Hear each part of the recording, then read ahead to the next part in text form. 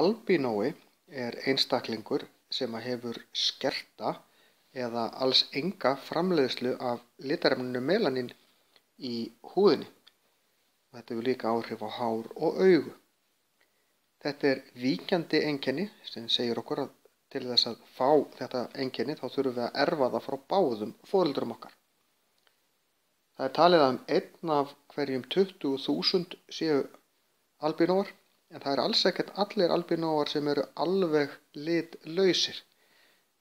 Það eru til nokkur stig af þessu, en sá sem með svona alvarlegustu útgáfuna af þessu þá húðin eiginlega alveg hvít, þolir mjög illa sól, hárið nærri hvít og augun næstum því rauð.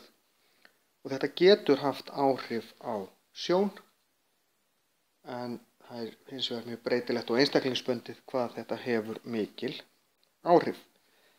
Albínóar þekkjast líka í dýraríkinu.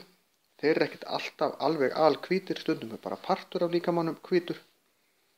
Þannig að þetta er mjög breytilegt hvernig þetta kemur fram.